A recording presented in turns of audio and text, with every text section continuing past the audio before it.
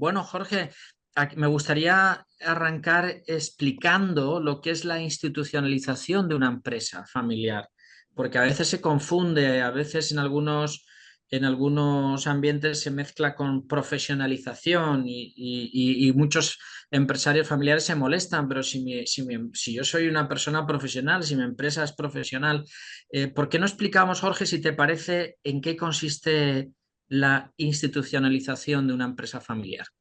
Sí, Pablo, gracias.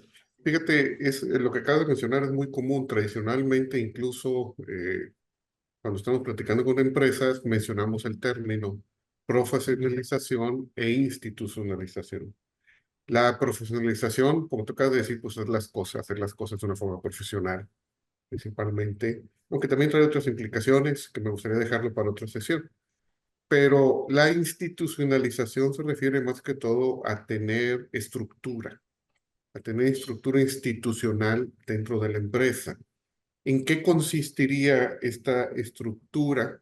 Bueno, en las diferentes entidades dentro de la organización que son necesarias para su administración y su gobierno, principalmente. Yo creo que cualquier elemento que esté de la dirección general o de la máxima posición en la organización, a veces no se le llama dirección general, se llama presidencia. CEO ahora se está utilizando mucho por el anglicismo, ¿verdad? Del Chief Executive Officer. Bueno, de ahí para abajo, el que sea operativo, pues es la estructura de la operación de la organización.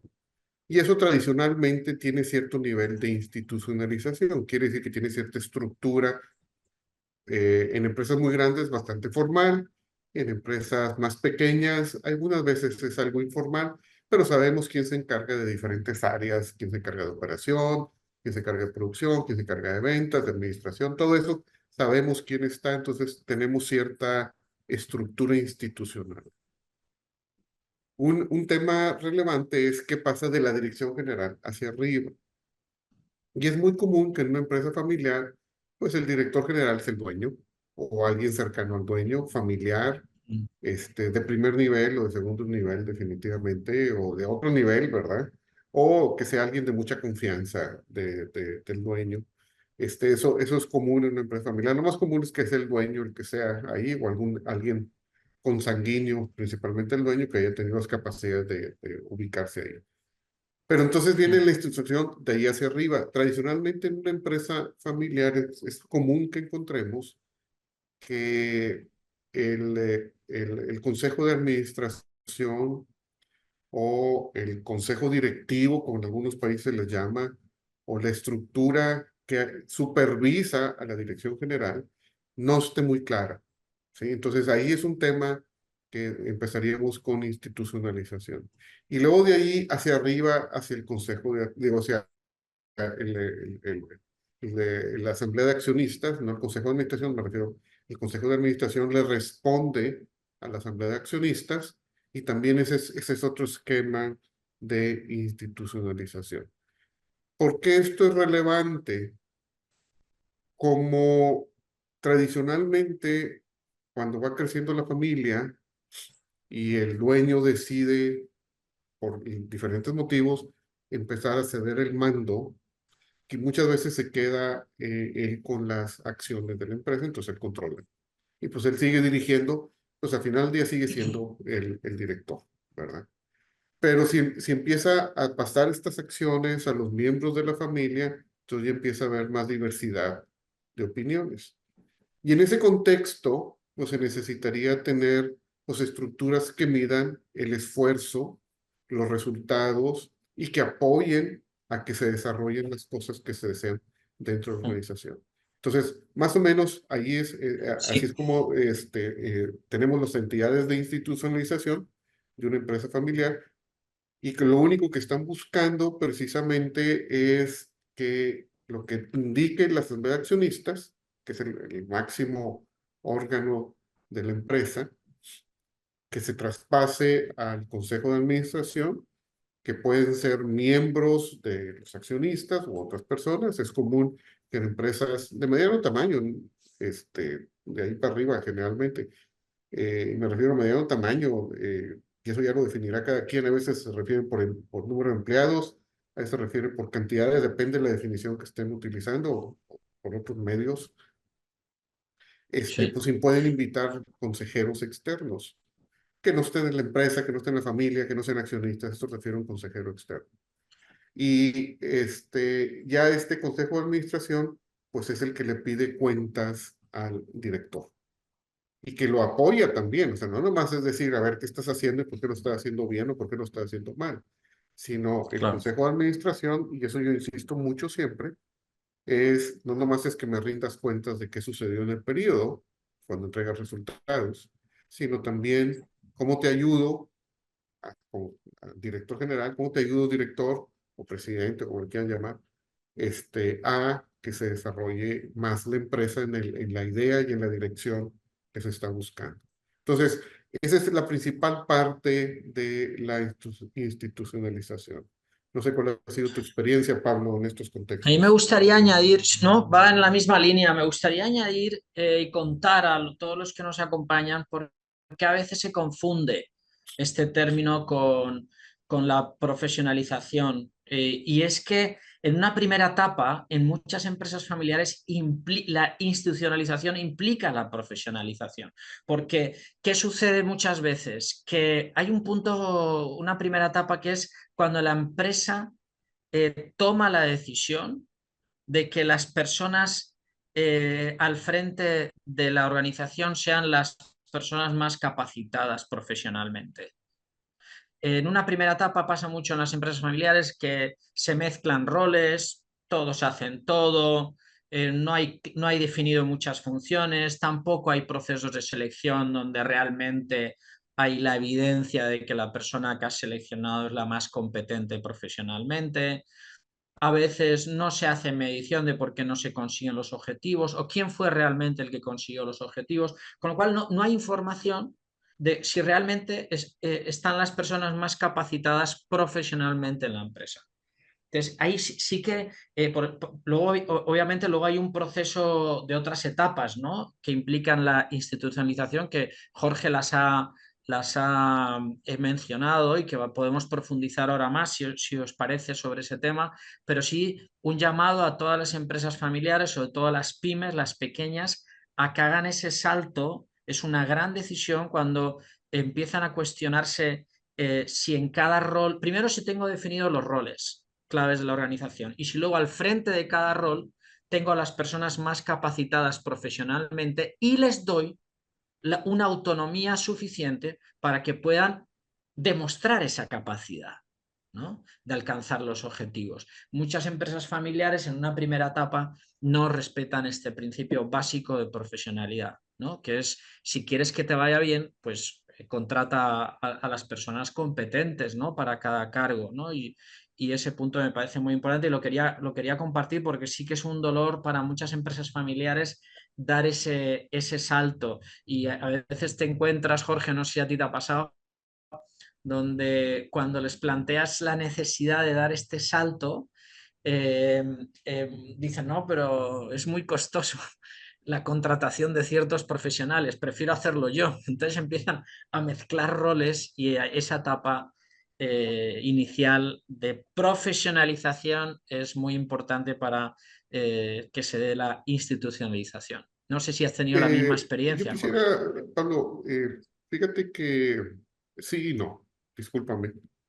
Yo sí quisiera comentar esto porque lo he visto y lo hemos tenido que hacer. Aunque siempre hablamos de institucionalización y profesionalización juntas, también cuando insisten la familia, principalmente el dueño, ¿verdad? Pero hay veces ya me ha tocado terceras generaciones, hasta cuartas, insisten que sea la misma empresa la que se queda al frente de las posiciones clave de la organización. Me refiero a la misma familia que se queda al frente de las posiciones clave de la empresa.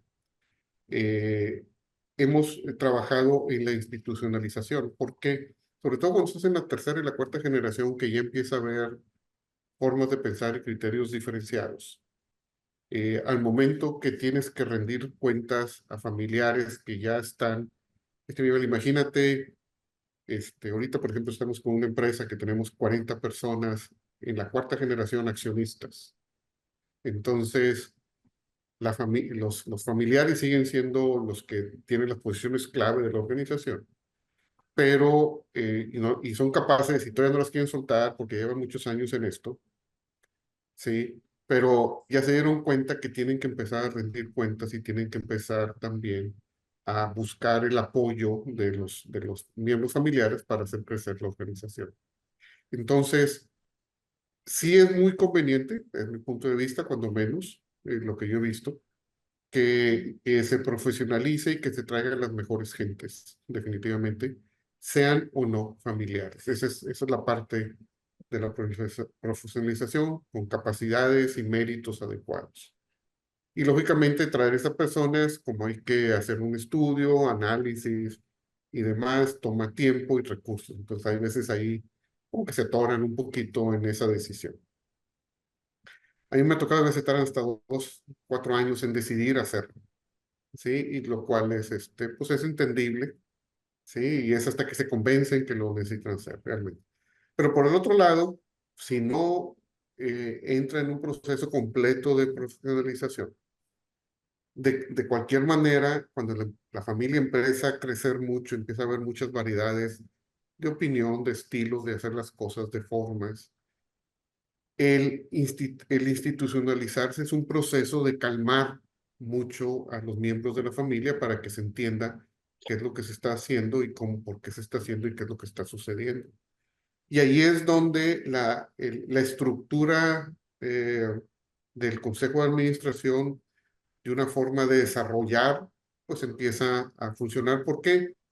Porque en ese Consejo de Administración, una de las recomendaciones que siempre damos es de que se forme con gente que sean socios definitivamente y podrán ser familiares, pero que tengan una visión diferente, que tengan una visión de desarrollo del negocio primero.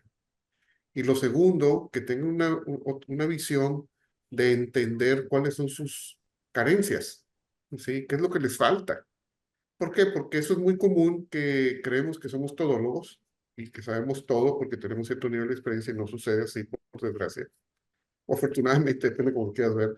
Entonces, ahí es donde esos consejeros invitados se traen al consejo para que apoyen el desarrollo. Por ejemplo, si la empresa quiere crecer, entonces pues a lo mejor tendrá que traer a un financiero y quizás a un mercadólogo, no sé, ¿verdad? Depende ya de la idea que tengan, para desarrollarse en el concepto. O si es algo muy técnico, pues a lo mejor tienen que traer una persona muy técnica que les diga en dónde podrían crecer y cuáles son pues, la orientación que están teniendo esa área de la industria o de los negocios en ese momento, ¿verdad? Y esos consejeros externos que se les llama, pues no les gustaría participar en un consejo de administración donde no se hicieran caso y donde no tuvieran una participación, ¿verdad? Definitivamente. Entonces, esa es la parte de institucionalización, o sea, donde se formalizan estos procesos. Y otra cosa también importante, el Consejo de Administración es el guardián de la planeación de desarrollo del plan estratégico de la empresa. Yo siempre digo que una empresa sin plan estratégico, pues puede acá lo que quiera, cualquier lugar es bueno. Pero al momento que tú diseñas un plan estratégico, aunque lo hagas en las rodillas, ¿sí? Si lo haces formal es mejor, porque pues, vas a saber qué recursos vas a requerir, ¿verdad? Y hacia dónde vas a llegar, en qué momento, y eso es mucho más adecuado. Pero aunque lo hagas en las rodillas, de decir, vamos a llegar aquí, queremos crecer 2%, 5%, pues qué bueno, ya tienes a alguien que lo supervisa. Mira, en una empresa, ahorita que dije esto de crecimiento, en la época de la pandemia, que estaba yo con ellos de consejero o de consejo, este, presumía el director general que habían crecido un 20%. Y es una cifra muy grande, ¿verdad? Y entonces a mí se me ocurre preguntarle cuánto había crecido la industria. Yo tenía esa información. Y la industria había crecido un 35%. Se dedicaban a computadores. En ese momento pensé que hubo mucha demanda de equipos y cámaras y una serie de cosas. Y entonces quedó callado porque él no sabía cuánto ha crecido la industria. ¿Qué quiere decir esto? Si la industria creció una cifra mayor de la que creció la empresa está perdiendo participación de mercado. Aunque sea muy bueno su crecimiento. Entonces, el Consejo de Administración lo que buscaría al momento que se institucionaliza, se hace formal, hay procesos de seguimiento, procesos de supervisión, procesos de apoyo, pues ayuda a que se vean esas diferencias, esos espacios, y que vaya orientado hacia donde se quiere que se oriente la organización y que no se quede atrás. Sí, a mí en mi experiencia, Jorge, es un punto clave el que mencionaba y me gustaría subrayarlo, el que los profesionales de la empresa familiar tengan una autonomía suficiente. O sea, para mí, una empresa institucionalizada, más allá de una estructura que por supuesto es bueno crearla, el fundamento de la estructura tiene que ser profesionales y una cultura de toma de decisiones donde esas decisiones se toman considerando y dando peso a la opinión de los expertos en cada materia. Por ejemplo, el gerente de ventas, para un tema de ventas se tiene en cuenta y se respeta la autonomía del gerente de ventas. Y lo mismo con la persona de compras y lo mismo con la persona de gestión humana. Y en mi experiencia, Jorge, en muchas empresas familiares es que esto muchas veces no se respeta, más Ujú, allá de que pueda haber un organigrama y una estructura muy buena, pero el papel lo aguanta todo. Entonces, y los órganos de gobierno también, ¿no? ¿Cuántos consejos de administración realmente no son consejos de administración? ¿No? Entonces, el tema es cómo uno tiene claro las etapas de institucionalización de la empresa familiar. Y donde hay unos temas que son necesarios para que realmente luego la estructura aguante y sea eficiente y sea ágil y realmente cumpla con ese propósito, la empresa familiar de lograr el crecimiento óptimo, porque uno no se tiene que engañar como empresa, no porque sea rentable estás haciendo las cosas bien. Muchas veces eres rentable por otras variables, ¿no? Y muchas empresas están en mercados donde realmente podrían ser mucho más rentables y aportar mucho más valor a la sociedad. Y ese tiene que ser el propósito de una empresa institucionalizada, ¿no? Lograr ese ujú, crecimiento ujú. óptimo. No sé si... Definitivamente, Pablo, definitivamente, nomás para cerrar el tema, Sí, definitivamente la institucionalización te va a llevar, si no lo has hecho, a la profesionalización. Esa es una realidad. Pero no necesariamente la profesionalización te va a llevar a la de acuerdo. institucionalización, ¿sí? De acuerdo, me ha Porque gustado mucho esa distinción que has sí, hecho. por eso menciono que no siempre necesitas la profesionalización para la institucionalización. Desde mi punto de vista, si yo los quisiera clasificar, primero, prefiero que la empresa se institucionalice antes de que se profesionalice.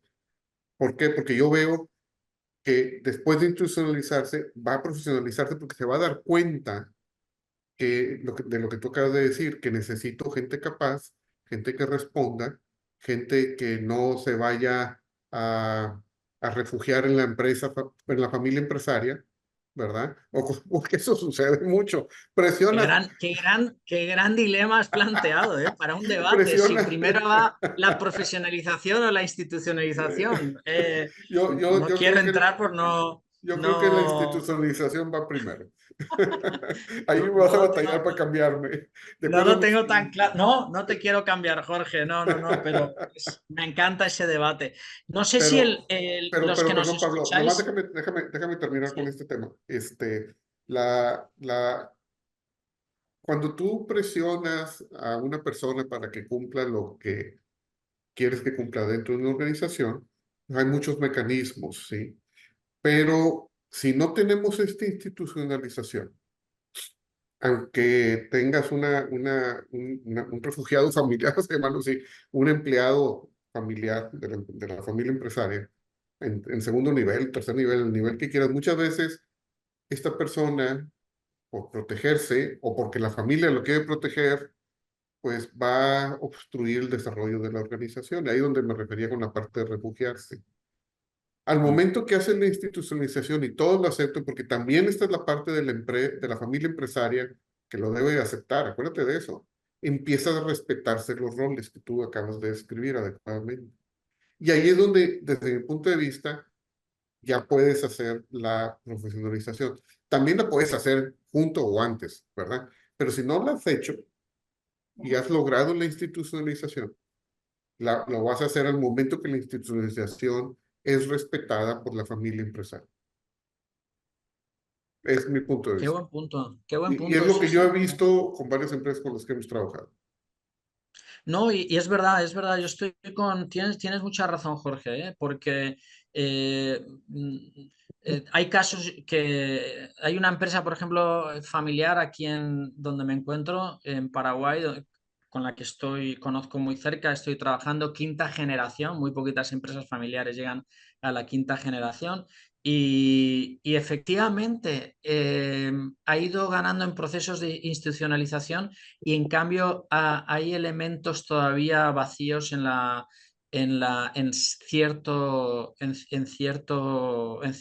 procesos de profesionalización, pero al menos sí que creo que en puestos estratégicos creo que es clave lo que he mencionado, sobre todo el punto de la autonomía suficiente.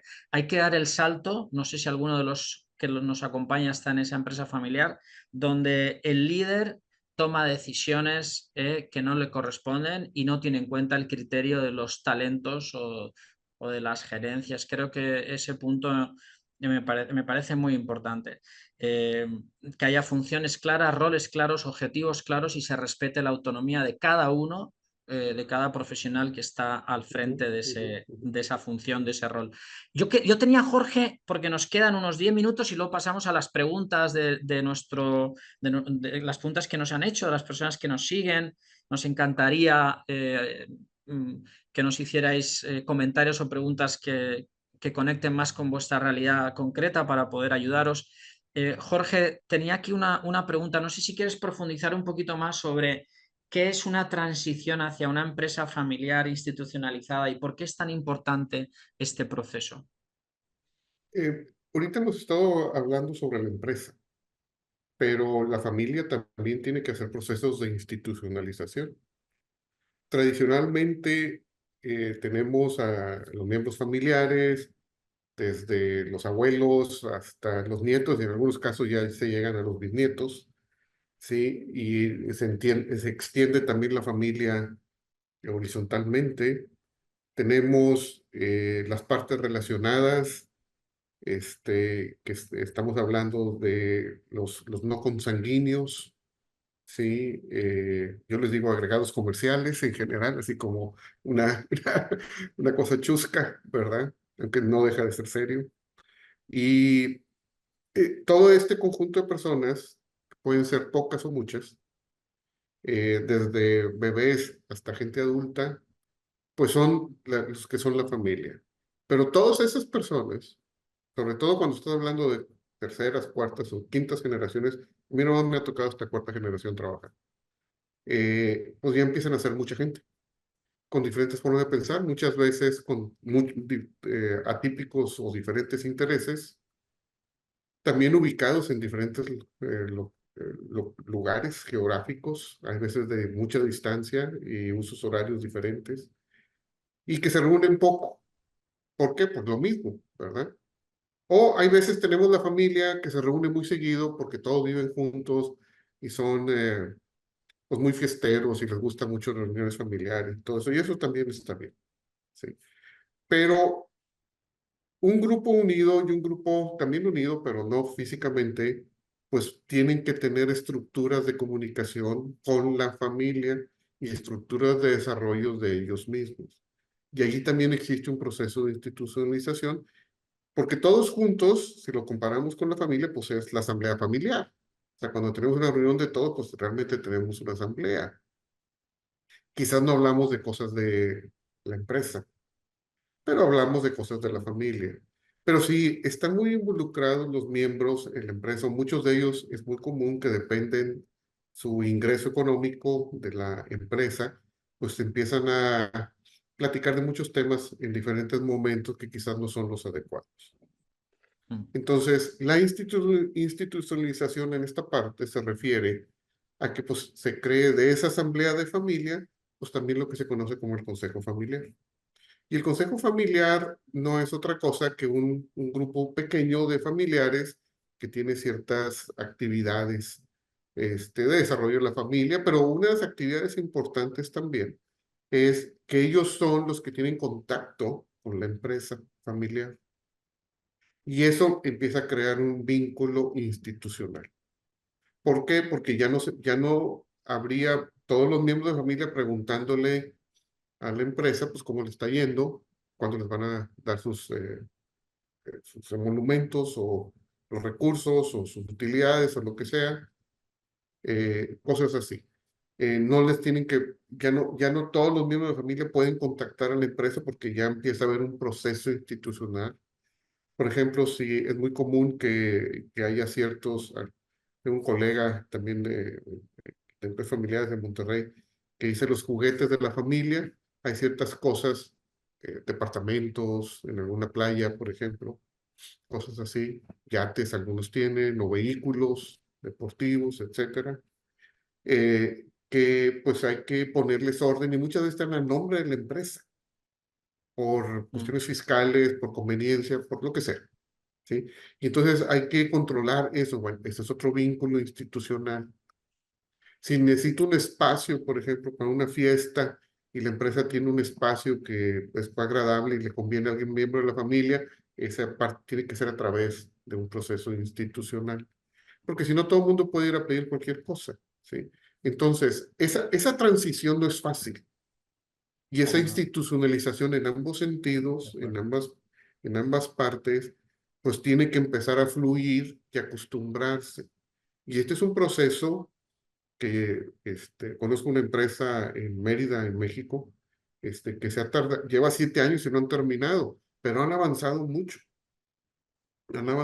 en este proceso. Y entonces, lo que hacen es, ahí estamos hablando de cuarta generación también, y son como 60 personas, y ya es un montón de gente, ¿verdad? Que no es fácil pues, controlar todos al mismo tiempo en su relación con la empresa.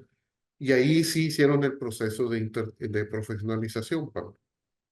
Pero, por ejemplo, ahí lo que hicieron es, el director general, pues trajeron a alguien capaz para controlar el negocio de externo, pero al presidente del consejo lo dejaron como un miembro, el que estaba antes de director general lo dejaron como presidente del consejo y su oficina está al lado de una de la otra.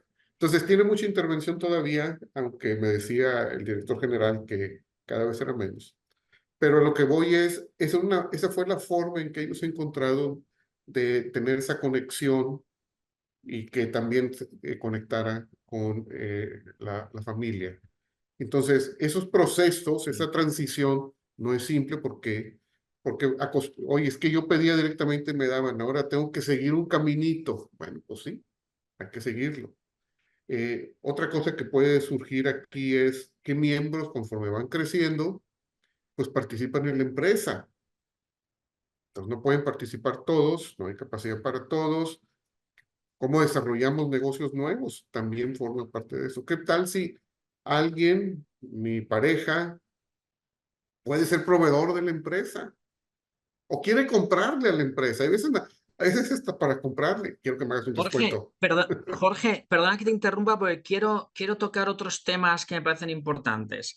Antes de dar Adelante. la palabra a los invitados, sé que nos llegaron 3 preguntas por mensaje. Aquí también me llegó al WhatsApp otra. Vamos, te voy a hacer las preguntas y vamos a intentar hacer respuestas rápidas. Claro. Jorge, ¿qué fases, una pregunta que nos ha llegado, qué fases consideras que debe tener esa transición hacia la institucionalización? ¿Qué etapas tiene, si tuviéramos que enumerarlas? Pues una de las primeras es que se formalice un protocolo, porque el protocolo da indicaciones de procesos. Entonces, tanto para el consejo de administración de la empresa como para la familia empresaria, el consejo de la familia. Bueno, entonces, y eso nos va a decir qué se puede actuar. Entonces, lo primero desde mi punto de vista es hacer ese protocolo. Lo que seguiría a continuación es seguir lo que el protocolo dice para tener las instituciones para que puedan actuar. Y eso yo no lo recomiendo que sea, bueno, yo lo recomiendo que se haga acompañado por alguien como tú y como yo, que hemos tenido experiencia en empresas familiares, para que los procesos se puedan seguir y sean suaves, vamos a decirlo así. ¿Ok? ¿Por qué? Porque muchas veces ahora que ya armamos el consejo de administración de la empresa, pero seguimos con lo mismo de, pues nomás presentamos resultados. Entonces hay que provocar que se vayan más allá. Claro, O el consejo de familia sigue siendo la abuelita, porque siempre ha sido la que lleva las cosas. Pues no, tiene que ser alguien que sea un poquito más dinámico y que pueda llevar pues algunos problemas adicionales y pueda detectar que tenga cierta ascendencia sobre los miembros de la familia, que a veces la abuelita pues no los tiene. Sí, entonces, eso es lo que yo haría, esos pasos principalmente. Buscaría que los consejos estén formados, que sean activos, definitivamente sería el tercer paso, y que empiece a existir interacción entre los diferentes consejos. Eso muy puede bueno, tomar cualquier cosa entre un año y en este caso, pues estamos trabajando desde hace 7 años. sí. Bueno, yo a esta pregunta añadiría, lo que ha contestado Jorge es muy pertinente y fruto de muchos años que él tiene de experiencia, ¿no? El enfoque por aportar algo, una visión diferente, desde mi experiencia, yo añadiría a la persona que ha hecho esta pregunta que en mi visión todo arranca en la elección de los líderes. Eh, Porque al final, para que el proceso de institucionalización sea exitoso, necesitas de las personas cualificadas, ¿no? Y esa sucesión en el liderazgo de la organización, el garantizar que están al frente las personas que tienen la capacidad para hacer que esa institucionalización realmente sea eficaz y eficiente es clave. Para mí la primera etapa es la elección, la selección de los líderes idóneos, ¿no? La segunda fase es estudiar y reestructurar ese organigrama, ¿no? De la empresa. Jorge ha hecho referencia a eso antes en una intervención. Creo que eso es muy importante, que estén muy bien definidos los cuadros operativos, administrativos, funciones, roles estratégicos de la organización, con algo que es muy importante en un proceso de institucionalización, que es medir las cargas laborales de todos esos cuadros, porque muchas veces te das cuenta que hay departamentos donde puede haber gente que sobra y en otros gente que falta. Entonces, ese elemento me parece que es, cuando hablamos de estructuras eficientes, que es lo que tiene que ser una organización, una empresa familiar, esa es una segunda fase muy importante, ¿no? Estudiar y, si hiciera falta, reestructurar muy bien el organigrama, ¿no? Hacerlo realmente funcional, ¿no? Quizá una tercera fase tiene que ver con lograr que todo el personal esté empoderado, ¿no? Creo que eso es muy importante. Es un proceso muy difícil, Ujú. como ha dicho Jorge, muy difícil y implica de la motivación, del empoderamiento de la organización. Tiene que haber una muy buena comunicación. Creo que es una etapa muy importante, ¿no? Y luego entra ya un poco, en mi opinión, lo que decía Jorge, que es clave, que es, o sea, para mí sería una cuarta etapa, que es cómo empiezas ya a estudiar la manera más eh, funcional de formalizar una estructura de gobierno corporativo, ¿no? Que realmente responda a la estrategia de la organización. No se trata de tener un manual de gobierno corporativo por tenerlo o decir que tenemos gobierno corporativo, sino que esté unido a todo el proceso anterior, que sea coherente con todo el proceso anterior, las fases anteriores, ¿no? Que os he mencionado, ¿no? Y por último, creo que es muy importante y es algo que nos cuesta mucho, o veo que cuesta mucho en las empresas familiares, es tener muy buenos sistemas de información, ¿no? Y sistemas de información que estén muy unidos a los sistemas de control interno. Cuando hay, eso es una etapa ya de alta institucionalización, ¿no? Cuando tienes ya esos sistemas muy bien organizados, ¿no? Pero creo que es fundamental todas esas etapas para que realmente la operación sea eficiente. Jorge, había aquí otra pregunta que nos llegó, es ¿por qué las empresas familiares, por qué se pierde la confianza en el negocio familiar? Porque hay uno que nos escribió diciendo que siente que eso pasa con frecuencia. ¿Qué opinas? ¿Cuál es tu Ah, experiencia al respecto, Jorge? es una pregunta, a ver, ¿podrías repetirla? No, no, no entiendo. Digo, ¿Por sí qué se entiendo lo que pierde dice la la pregunta, confianza pero a ver. en el negocio familiar? Es una pregunta. Y también otra es un gran porcentaje del tejido empresarial son empresas familiares. ¿por qué las cámaras de comercio no implementan medidas de sucesión o de institucionalización sabiendo lo importantes que son, ¿no? Para el tejido Ujú, ujú. eh, eh, empresarial de la Mira, sociedad? voy a empezar por la segunda, si te parece. Dale. ¿Por qué las cámaras? Yo conozco muchas cámaras en diferentes ciudades, de México cuando menos, y también de Colombia, que trabajan con procesos de principalmente institucionalización de empresa familiar, capacitación de los miembros de la familia y de la empresa y cosas así. O sea, sí, sí los conozco.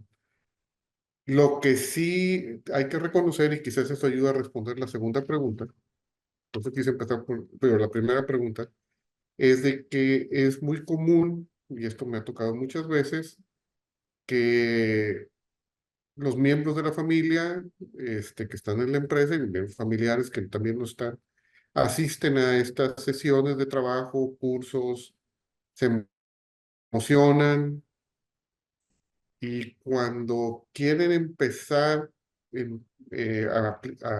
pues a hacerlo en su empresa, como que se desaniman. Por muchos motivos. ¿Por qué? Porque pues tienen sensación de pérdida de poder, tienen sensación de pérdida de mando, de gobierno, este, tienen sensación de que muchos van a saber de la familia y otros, consejeros quizás, asesores, secretos que no quieren compartir. Se sienten todavía capaces de realizar las cosas, infinidad de cosas, situaciones en las que he visto. Pero yo sí creo que muchas cámaras, no todas, también hay que decirlo, ¿verdad?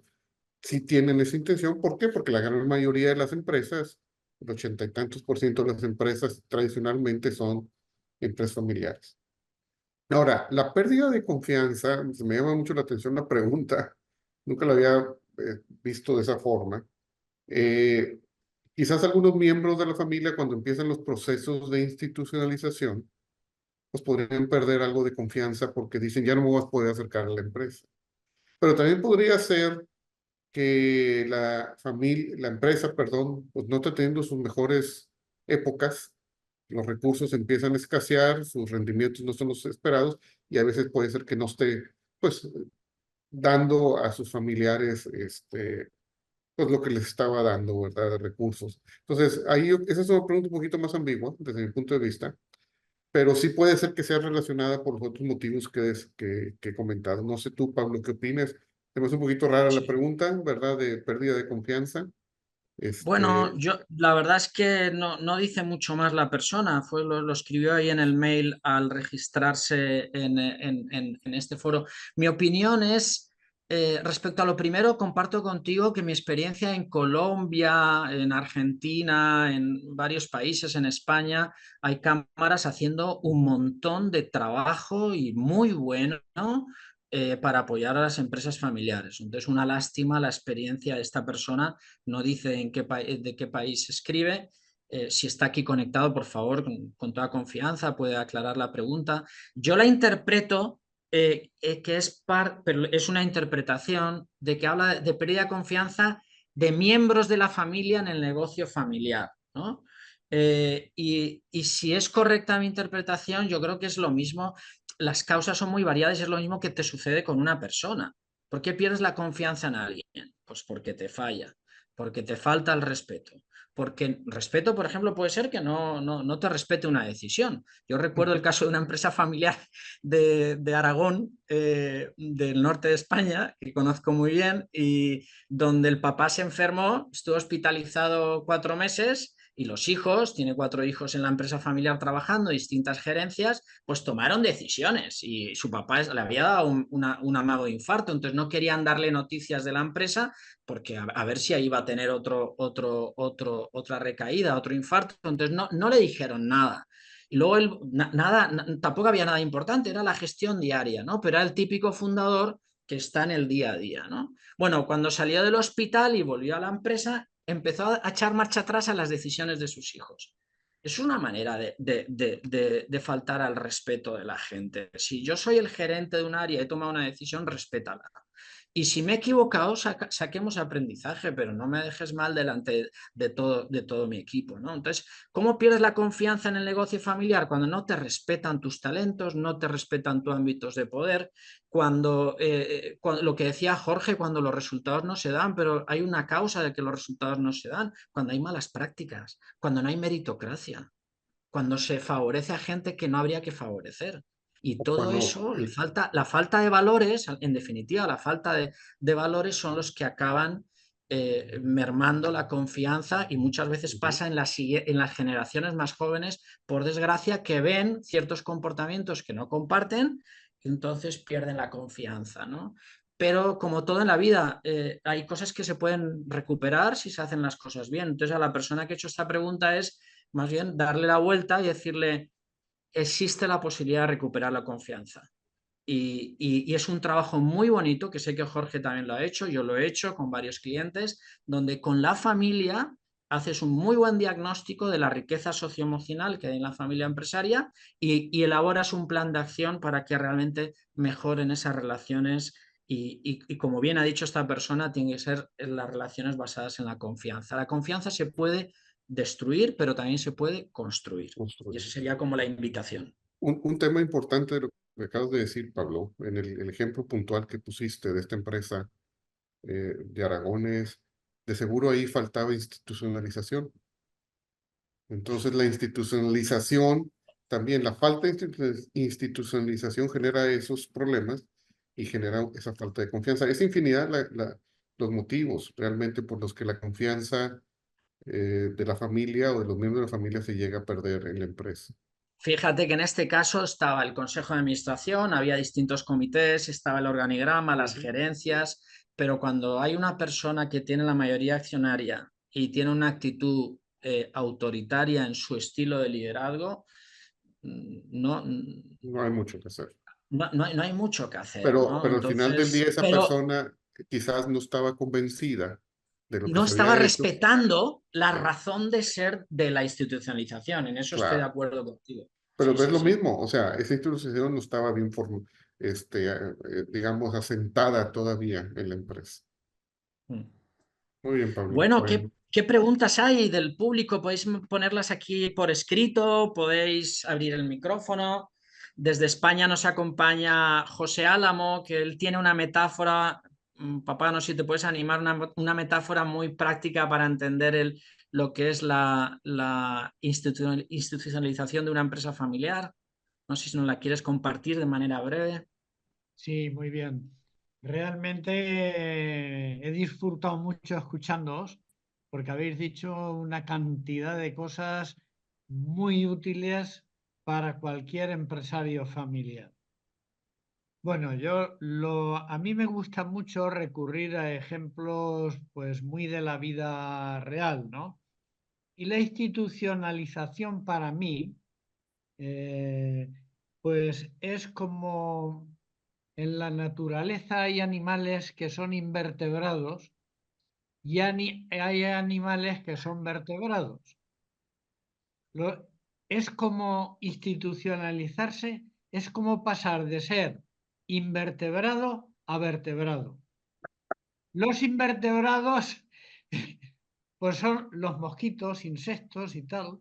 El tamaño que pueden llegar en algunos sitios, hay mosquitos muy grandes, ¿no? Pero tienen su limitación. Pero claro, en los vertebrados tenemos elefantes, el mismo ser humano, etcétera, ¿no? ¿Y Y caballo.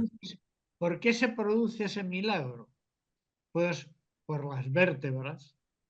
Cada vértebra soporta parte del peso del conjunto y además trabaja para el conjunto. Y ha habido una idea que habéis estado comentando y que me ha hecho, vamos, me ha gustado mucho. Uno hacíais mucho hincapié en la estructura. Otro, Pablo, por ejemplo, pues comentaba de la empresa aragonesa que yo también conozco, que, que bueno, el padre no respetaba. Y es que el alma de la institucionalización o parte del alma, parte importante del alma de la institucionalización, es la delegación, pero la delegación real. Tú cuando formas una estructura y creas una institución dentro de la empresa, tienes que, si le das unas funciones, le tienes que dar la autoridad para que cumpla esas funciones. Y la confianza, que en definitiva es confiar en la persona en la que has delegado, la confianza no se puede entregar a trocitos en porcentaje. Analizas bien la persona y una vez que lo has decidido, confías. Por supuesto que luego tiene que haber cierto control, porque no puedes decir en este confío y ya me olvido siempre, ¿no? Cierto control, pero a distancia, con mucha cuerda. O sea que, bueno, es que poco puedo añadir más a lo que habéis dicho, porque me ha gustado mucho todo lo que habéis comentado. Bien, Muchas muchas gracias. gracias, muchas gracias. Bueno, no me queda más que agradecer a todos su asistencia, definitivamente. Muchas gracias, Pablo. Muchas gracias, señora Álamo, por sus comentarios de hoy. Y pues vamos a pedirles si quieren asistir a nuestros siguientes conversatorios que vamos a ir teniendo en el Jorge, camino. perdona, hay una pregunta. Ah, no la vi. Adelante, Pablo. Discúlpame. Alejandro Reyes dice, en una empresa que está en camino a la institucionalización, al momento de darle poder y autonomía a distintas áreas de trabajo, ¿cómo se puede fomentar la comunicación y transparencia dentro de estas, así como entre generaciones? Está Déjame aquí leer la pregunta, la en estoy el viendo. chat de Zoom, por si la quieres leer. Está un poco larga, déjame verlo otra vez. Dice, una empresa que está en camino a institución, al momento de darle poder y autonomía a distintas áreas de trabajo, ¿cómo se puede fomentar la comunicación y transparencia dentro de estas, así como entre generaciones? A ver, creo que aquí la pregunta, Alejandro, creo que estás mezclando varias cosas. Una es dentro de la empresa, y si estás hablando de generaciones, a lo mejor te refieres a la familia empresaria. Entonces son dos cosas, son dos entidades diferentes, y lo estoy entendiendo bien, aunque podría ser que dentro de la empresa algo muy común que hoy en día estamos viendo, prácticamente todos, es que nos encontramos con gente que hay de diferentes edades, desde adultos mayores hasta muchachos que están pues apenas entrando a su vida profesional, ¿verdad? Entonces, no sé exactamente cómo, a qué te refieres, pero al final del día la comunicación lo que conlleva es un mensaje. Entonces, el mensaje que se comunica, cualquiera que sea, verbal o no verbal, debe de ir por los canales adecuados y claro.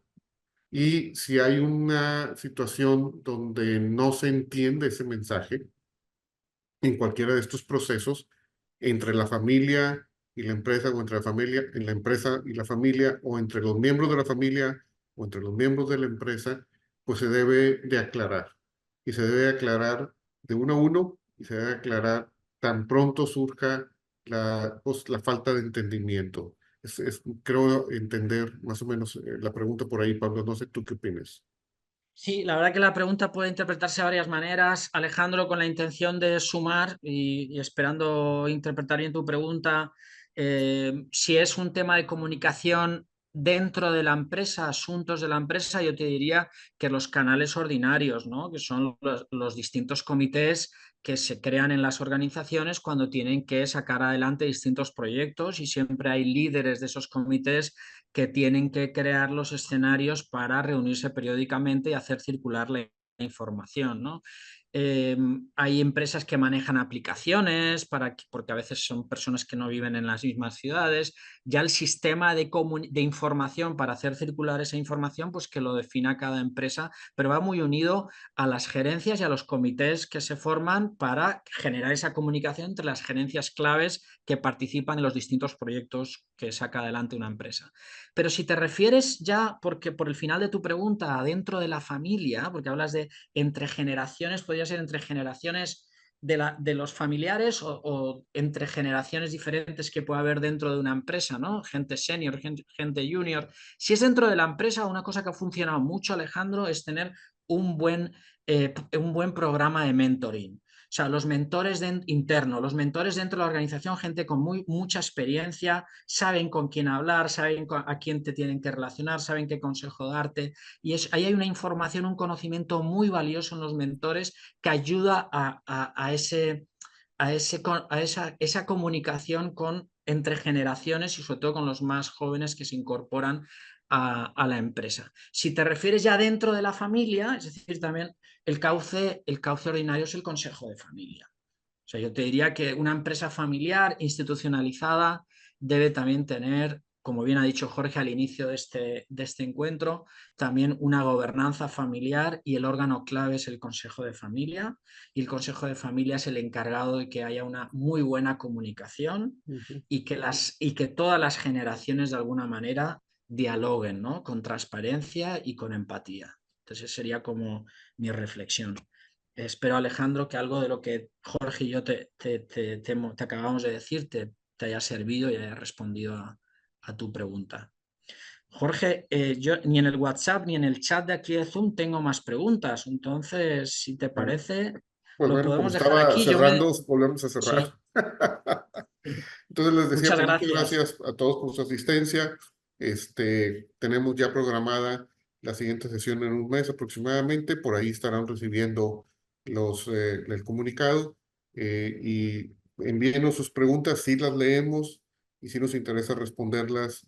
Y si ustedes están aquí también pueden hacerlas en forma personal. Muchas gracias, Pablo. Muchas gracias, señor Álamo, por su visita. Y gracias a todos ustedes por estar acompañándonos hoy aquí. Hasta luego. Hasta luego. Un cordial saludo a todos.